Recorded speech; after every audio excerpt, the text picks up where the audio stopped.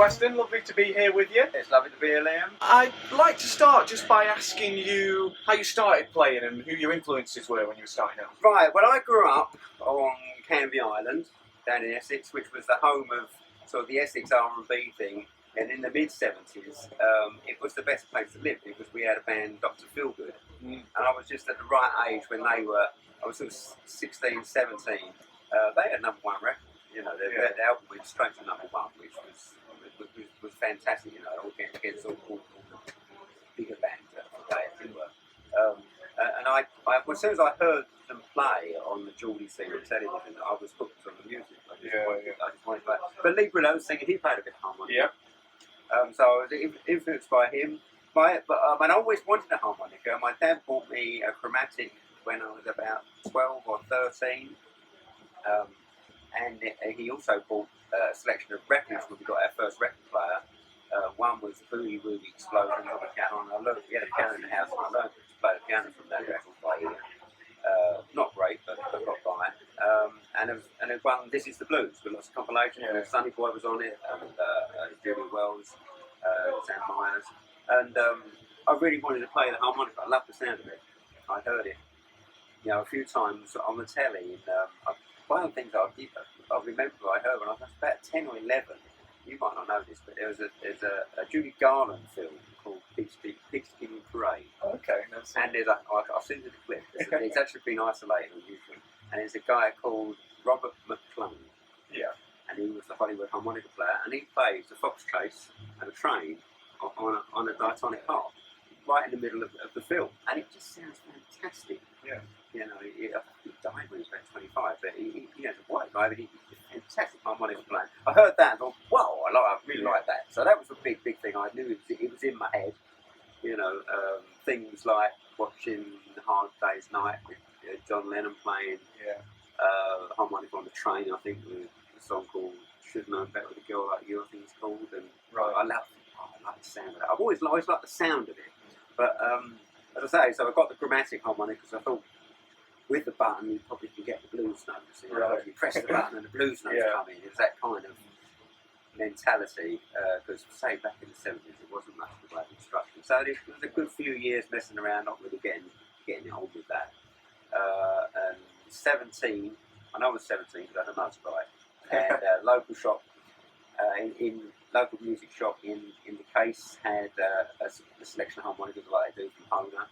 And it just had the one with blues harp written on it, right? You know, because they were in those days. I mean, most people were playing the Echo Super Banjos, but of course that didn't mean anything to if you were looking for a harmonica to play blues. When something has blues written on it, you think, oh wow, I bet that's the one. Yeah. You know, so I just bought it, and hey presto, it all come together pretty quickly. It was good. So they're my influences, you know, of getting into it, playing harmonica. And going back to Dr. Feelgood, is it right you've ended up playing with Wilco Johnson? Well, I've done some recordings with Wilco. Yeah. We did an album in 2014, which we did with Roger Daltrey singing. Right. Yeah, and he asked me to come play the harmonica on it. Yeah. You know, which was an honour. So I'm not aware of any of your own albums. You've done quite a lot on other people's albums. Well, is that a conscious choice? No, or there isn't one. But what it is, there is one coming out, and hopefully in the next few months, maybe, I've got my own album coming out through. I play with a band in Sweden called Trick Bag. You know. Lars Narsman, he has his own record company, and he's going to release that album that I recorded a few years ago with all Scandinavian players on it. I recorded it in Finland. Well, when your album's out, I'll put a link on the video so we can go through and buy it. I spoke to him this morning, and he's going to get the cover sorted out. And he said all the stuff that I can't do. I can write all my own songs, by the way. It's a complete album of original material. I can write the songs and play the music to the best of my ability, but getting it all organised, I'm a little bit. But you've been, gigging so long. You're such a respected player. I'm surprised you haven't wanted to have some CDs to flog at the gigs. I did want to have them. I wanted to have them. There's no question of that. You know, I'm just getting the whole thing together. And it's funny because when you say things like that, like I'm a respected player, I don't see myself as a respected player because people only know me because of the internet. Before the internet, I would just be a guy playing sound thing. But because of the people like you put things on YouTube, I wouldn't even know how to put saying electric. I've never put a clip in my life. I mean, it's funny how things have changed, because you mentioned, you get a chromatic harmonica because you thought, oh, well, I might be able to get the blue notes. Yeah. How different it is now. It's all out there on the internet, all Absolutely. information. Absolutely. I mean, all that thing, and I remember playing for years and years and years, probably up until, let me think, when would it be? It'd probably be the 90s. And I was lit person, like everyone did. And a guy comes and he goes, well, the old tum block and those guys. Yeah. And we said, what are you talking about there? He goes, do you remember that little instruction? I don't even know, but they used to have a little instruction thing that came, little pamphlet, showed diagrams. Yeah, in the case, all little thing folded up. I said, oh, that thing?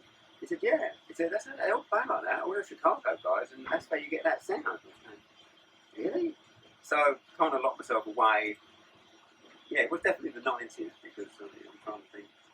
What car or bike did you have at the time? That kind of thing. So I was working as a welder and a steel fabrication engineer, and I can remember again, and I just locked myself away for hours until I got the hang of doing that. I definitely had to do it. And once I knew it was what was missing, and that's the thing I didn't know, because say back in the day, people had to tell you that stuff. There wasn't any internet, and the thing with the harmonica, obviously, you can't see what's going on. Yeah. You can watch someone play the piano, you can watch someone play the guitar.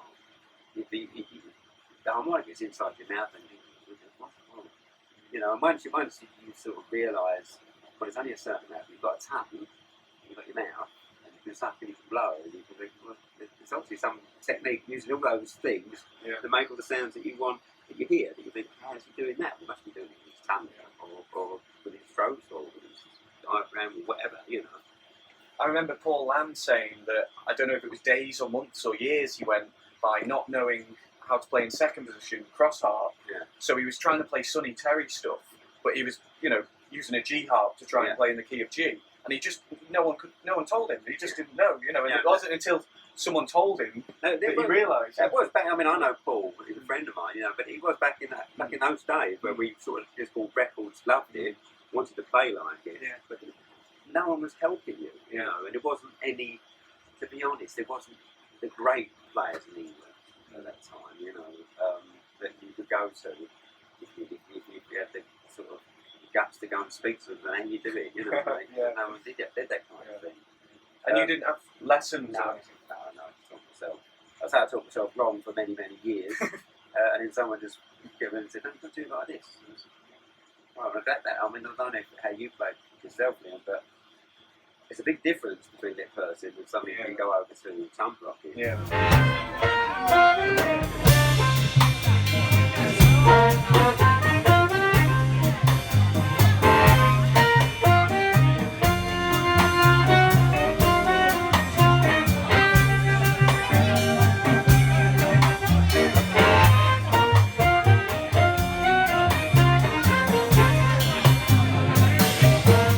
So, I mean, the difference between, I started as a lip purser as well, and then kind of got into tongue blocking, and I'm at the point where I kind of do a bit of both, but that sound that you get with your band, that kind of big, that fat, all about the tone. Yeah, I think it's,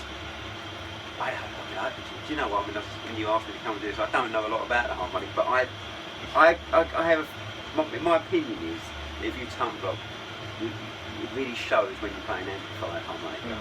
That's when it really comes into its own. When you play acoustically, I know lip purses get this fantastic acoustic tone, but also, obviously, the tongue block is a fantastic tone too, but once you amplify it, once you're playing the mic, it really comes into its own, and I think it's a bigger sound. Are you kind of really your taste? Is it just the classic guys, the Walters and the Sonny Boys, or is it a mix? Well, it is. I haven't got a lot of rounds. It's the old guy, the Little Walters. I love him. Sonny Boy, Sonny Terry, love him. They're one of the main guys. But my influences in music, because I played piano for a while, and I've played the organ as well for a long while, and my main thing that I wanted in the late 70s was an organ trio, but New Wave punk was really big, and I couldn't get anyone to do that, so I never did it. I still might do it. People say you should go and still do it. You never know. But a lot of the songs are instrumentals, I wrote chromatic instrumentals. They're all really Hammond influenced. Right. You know, Yeah. I get all my influences from people like Billy Preston, Yeah. and Jimmy Smith, and those big Hammond. I love Hammond groove. I love Hammond instrumental music. Yeah. I really love it. You know. Yeah. Most of my collection is that stuff. Yeah. But of course, I do one of the best. I bought myself a Hammond guitar pedal. Oh, right. Really, you know, but it's so sensitive. It's okay if you're in a room on your own, and then you get a band in the room and it's picking up everything and turning it into a Hammond. Yeah, I've seen one of those. Nightmare. I saw one of those. Yeah, I saw a clip of someone playing guitar through one actually. Yeah, it just sounds like Hammond. Yeah. It sounds good as well. Yeah. It's a great thing. I mean, that sound of the Hammond. Yeah, I agree with you. Absolutely gorgeous, rich, sort of sound. Yeah, I mean, when I started, I mean, it was rock and roll. I love Jerry Lee Lewis. Still love Jerry Lee Lewis. You know, and because you get to my age, I'm 59 this year, and you know, you don't play those players. I played for teenage years. You sort of, and I went back to them the other day. It was like, oh, I put this Jerry Lee Lewis thing, you know, that's great. Yeah. Love it. Still love it. Yeah. Still love it. Yeah. And I can remember I remember me and my pals. We were starting to get in the blues. Paul Butterfield, another one. Yeah. Really liked Paul Butterfield. Yeah. Loved what he was doing. And I remember my sister said, "Oh, what do you want your birthday or something?" I says, "I like blues." I says, "I'm really getting into blues music." She goes, "I will buy you a blues record." And in those days, I mean, the record shops, but certainly in Essex, there was a blues section that had about 6 records. You know, you went there and you read it. You thought, "Well, do I like it? Do I think I like that?" You know, you bought it just by that. And so, you didn't. If there was a few of you, a few friends, you didn't buy the one they had, because you already heard that one. Yeah. Or another one. Between you, you've got quite a collection. But I remember she bought me a double album of Muddy Waters, which was my first hearing of Muddy Waters. I reckon I was about 15, 16. And we put it on with my pals, and I really liked it, but it was ever so slow. Yeah. Because we, adrenaline filled. Dr. Feelgood fans, everything was a bit faster. So we remember thinking, it was great, but it was a bit slow. It was only when you mature that you realise you can, Yeah. And we actually got to see Muddy Waters twice. Wow. In the 70s, Where was that, in London? Yeah, in '76, I think, at the New Vic Theatre. Me and my pal, we went up. Did you have a harp play with him? Yeah, Jay Portnoy. Oh, okay, yeah. I found out later, I never clue. But it was really, really funny, because what it was, that the story of this is, me and my pal Paul Jones, he was in the same year, but he was 17 before I was, so he could use his dad's car. And his uncle had left a load of records around his house, so we used to play these old Rolling Stones records, and one was a blues record. It was a compilation of all sort of the great blues players, and Muddy Waters was on it, and I can't remember, but it probably sounded like Hoochie Man was on it, and we loved it. It was great, it was really, really good. And he remember he was in the Melody Maker or anything, he said Muddy Waters is playing a new bit. He goes, "Do you want to go see him?"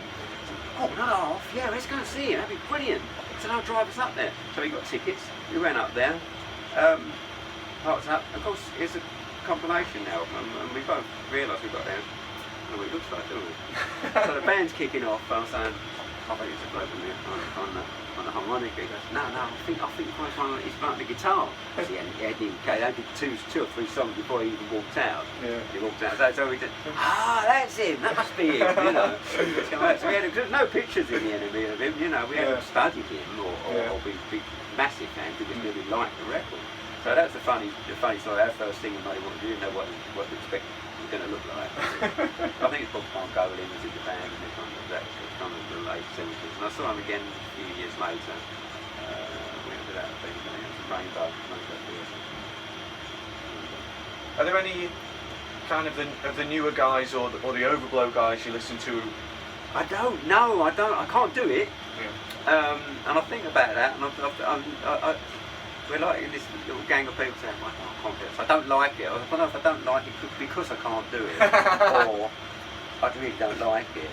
I mean, I think if I could do it, there's a good chance I might like it. But no, I can't do it. I can't do it. So I don't even go there.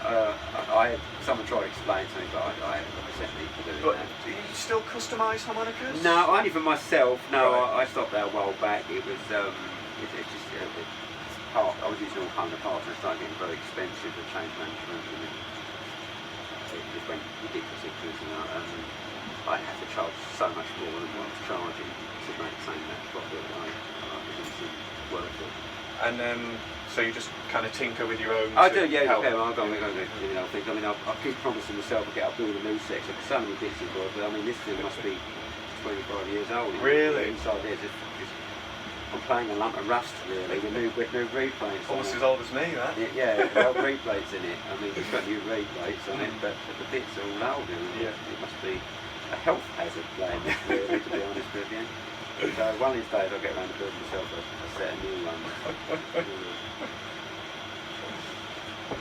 I mean, modern players that are playing, I mean, there's so many great players out there. I mean, it's hard that you might leave a few out. I mean, of course, in the way I play, the sort of the pinnacle is people like Kim Wilson. Yeah. Who's a fantastic harmonica player in that modern blues. Modern traditional blues. Yeah, kind of contemporary players, but doing that. Yeah. Oh God, Steve Geiger. Do you know Steve Geiger? Yeah. I mean, he's a friend of mine. I mean, he's really good. Yeah. I mean, absolutely really ill. It's singing, playing harmonica. He's not a flamboyant player. Yeah. He's not a flamboyant singer. It's kind of Junior Willsy, in the same place. It's just, he doesn't need any more. Yeah. Everything he plays is the right amount. Tasteful. Oh God, it's really tasteful. It's soulful. Yeah. Really good. But he's a youngster player. Mitch Cashman, I know Mitch. Oh yeah.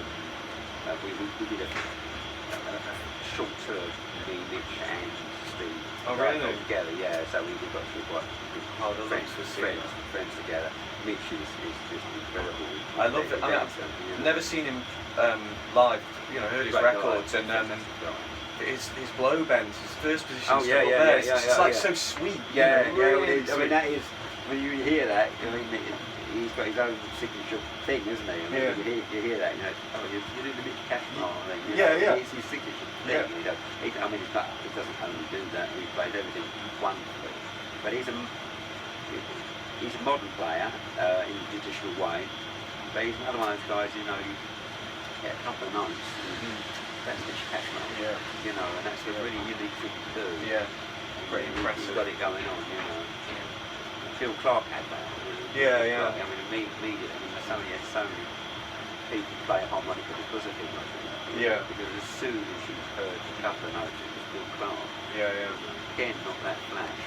Yeah. Just really good. Well, thank you very much. Well, Absolute pleasure talking to you. I really appreciate your time. Happy birthday!